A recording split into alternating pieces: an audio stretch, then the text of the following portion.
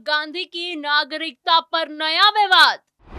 दोहरी नागरिकता केस में बड़ा ट्विस्ट। कोर्टरूम ड्रामा या सच्चाई का पर्दाफाश।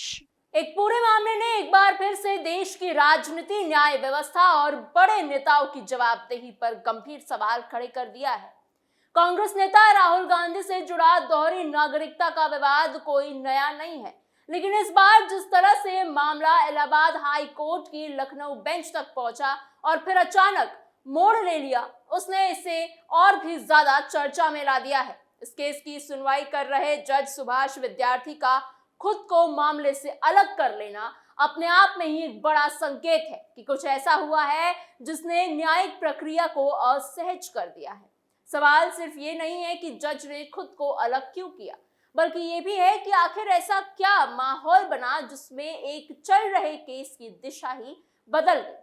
इस पूरे घटनाक्रम ने ये सोचने पर मजबूर कर दिया है कि क्या देश में बड़े नेताओं से जुड़े मामले में सच सामने आ पाता है या फिर हर बार मामला उलझकर ही रह जाता है।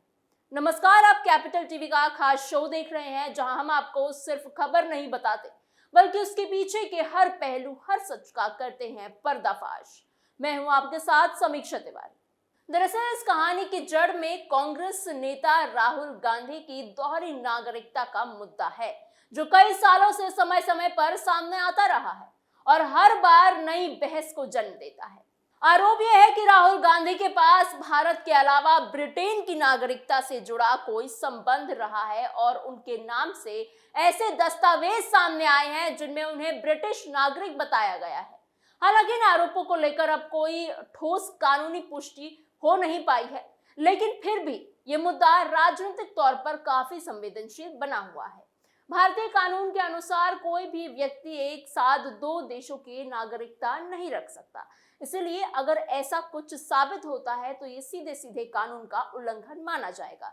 यही वजह है कि ये बार बार उठता रहा है ये मामला और हर बार इसे लेकर नई बहस शुरू हो जाती है, जिसमें कि राजनीति, कानून और सार्वजनिक धारणा तीनों ही टकराव साफ दिखाई देती है। इस बार कर्नाटक के भाजपा कार्यकर्ता विघ्नेश शिशिर ने इस मुद्दे को फिर से उठाया और इसे कानूनी रूप देने की कोशिश की।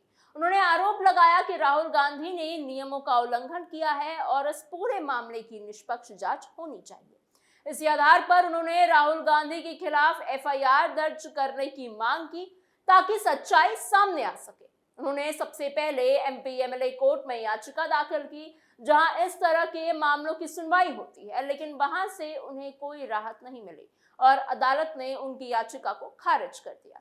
इसके बावजूद विघ्नेश शिशिर ने हार नहीं मानी और अपने आरोपों पर कायम रहे। उन्होंने इस मामले को और आगे बढ़ाने का फैसला किया और सीधे सीधे इलाहाबाद हाई कोर्ट की लखनऊ बेंच का दरवाजा खटखटाया, जिससे ये मामला एक बार फिर से चर्चा के केंद्र में आ चुका है और कानूनी प्रक्रिया का ये हिस्सा बन गया है।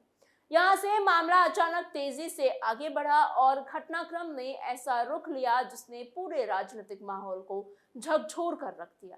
17 अप्रैल को इलाहाबाद हाई कोर्ट की लखनऊ बेंच ने एक ऐसा आदेश दिया जिसने विवाद को सीधे राष्ट्रीय स्तर की चर्चा बना दी है। अदालत ने कांग्रेस नेता राहुल गांधी के खिलाफ एफआईआर दर्ज कराने और मामले की जांच केंद्रीय एजेंसी सीबीआई से कराने की बात कही। इस आदेश के सामने आते ही सियासी गलियारों में हलचल तेज हो गई, मीडिया में बहस शुरू हो गई, राजनीतिक दलों के बीच आरोप प्रत्यारोप का दौर चल पड़ा और इस पूरे मामले को लेकर अलग अलग तरह की प्रतिक्रियाएं सामने आने लगी। कांग्रेस पार्टी ने इस फैसले को पूरी तरह से राजनीतिक साजिश करार दिया है और कहा है कि ये कदम विपक्ष को दबाने और एक बड़े नेता की छवि को नुकसान पहुंचाने की कोशिश है। पार्टी के नेताओं का कहना है कि बार बार एक ही मुद्दे को अलग अलग तरीके से उठाकर राजनीतिक फायदा लेने की कोशिश की जा रही है।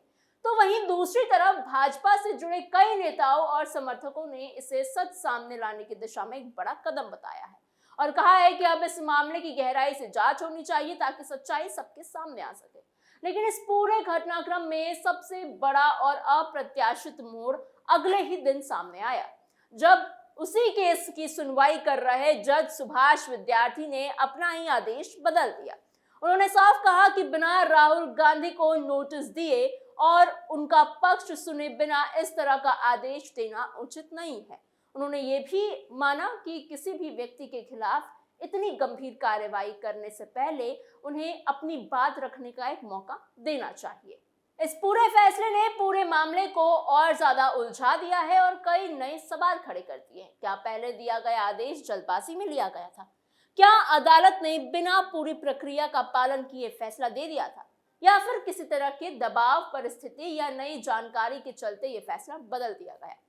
इन सवालों के जवाब अब तक साफ तौर पर सामने नहीं आ पाए हैं, लेकिन इतना जरूर है कि इस बदलाव ने पूरे केस की दिशा बदल दी है और इसे और ज्यादा विवादित बना दिया है।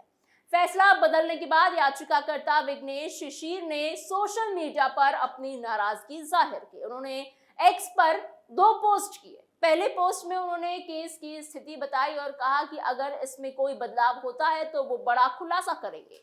दूसरी पोस्ट ज्यादा ही विवादित थी, जिसमें उन्होंने इशारों में रिश्वत लेने की बात कही और चेतावनी दी कि अगर पैसा वापस नहीं किया गया तो वो इंटरसेप्ट की कई कॉल को सार्वजनिक कर देंगे। हालांकि उन्होंने किसी का नाम नहीं लिया, लेकिन ये पोस्ट सीधे सीधे न्यायिक प्रक्रिया पर सवाल उठाने जैसा था। जब सोमवार को मामले की सुनवाई शुरू हुई तो जज सुभाष विद्यार्थी ने इस पोस्ट का जिक्र किया और साफ कहा कि इस तरह की बातें अदालत की गरिमा के खिलाफ है। उन्होंने याचिकाकर्ता से पूछा कि क्या इस तरह के पीठ पीछे आरोप लगाना उचित है। उन्होंने ये भी कहा कि ऐसा लगता है कि याचिकाकर्ता अपनी राजनीतिक फायदे के लिए अदालत का इस्तेमाल कर रहे हैं। इसके बाद जज ने खुद को इस मामले से अलग कर लिया। यह फैसला बहुत ही महत्वपूर्ण था, क्योंकि इससे ये संकेत मिला कि अदालत इस तरह के माहौल में निष्पक्ष सुनवाई करना उचित नहीं समझ रही है। ये घटना ये भी दिखाती है कि सोशल मीडिया का असर अब सिर्फ आम लोगों तक सीमित नहीं रहा है, बल्कि ये न्यायिक प्रक्रिया को प्रभावित करने लगा है। अब अगर हम राहुल गांधी की दोहरी नागरिकता के आरोपों को गहराई से देखें तो ये मामला कई साल पुराना है। आरोप यह है कि ब्रिटेन की एक कंपनी के दस्तावेजों में राहुल गांधी को ब्रिटिश नागरिक बताया गया है। इस आधार पर यह दावा किया गया है कि उनके पास दोहरी नागरिकता है। हालांकि राहुल गांधी ने हमेशा इन आरोपों को खारिज किया है और कहा है कि वो केवल भारतीय नागरिक ही है। इस मामले को लेकर 2019 में भी एक याचिका दायर की गई थी, जिस पर कि सुप्रीम कोर्ट ऑफ इंडिया ने सुनवाई की थी। उस समय के चीफ जस्टिस रंजन गोगोई के बेंच ने इस याचिका को खारिज कर दिया था। कोर्ट ने साफ कहा था कि अगर किसी कंपनी के दस्तावेज में किसी व्यक्ति को ब्रिटिश नागरिक लिखा गया है तो इससे वो व्यक्ति ब्रिटिश नागरिक बन नहीं जाता। कोर्ट ने यह भी कहा कि इस याचिका में कोई ठोस आधार नहीं है। इसके बावजूद ये मुद्दा बार बार उठता रहा है। राजनीतिक विरोधियों ने इसे एक बड़े आरोप के रूप में पेश किया है, जबकि कांग्रेस ने इसे पूरी तरह से झूठा बताया है।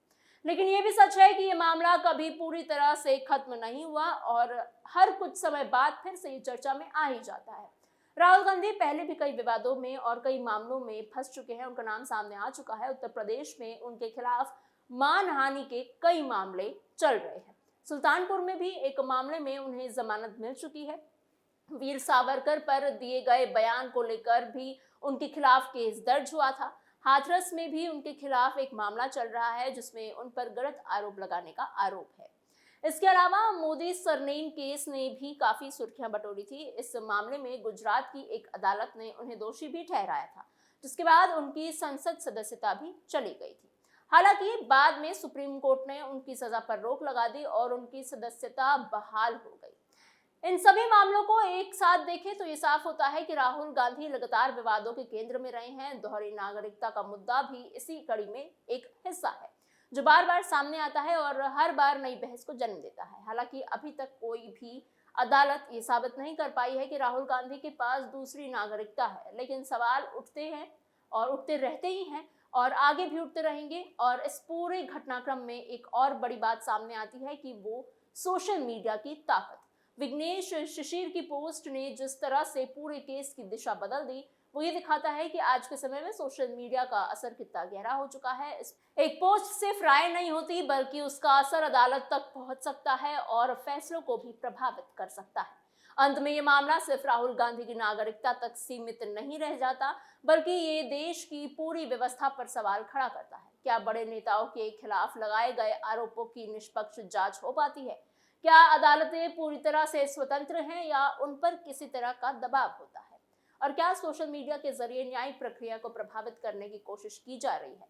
राहुल गांधी के दोहरे नागरिकता का विवाद अभी खत्म नहीं हुआ है, ये आगे भी उठेगा और इस पर राजनीति होगी और शायद फिर अदालतों तक भी पहुंचेगा। लेकिन जो घटनाएं अभी हुई हैं, उन्होंने ये साफ कर दिया है कि सच और आरोप के बीच की लड़ाई अभी जारी है और इस लड़ाई में राजनीति, कानून और सोशल मीडिया तीनों ही बड़ी भूमिका निभा रहे हैं। आपको हमारी ये खबर कैसी लगी, हमें कमेंट बॉक्स में जरूर बताइएगा। ऐसी और खबरों के लिए बने रहिए कैपिटल टीवी उत्तर प्रदेश के साथ।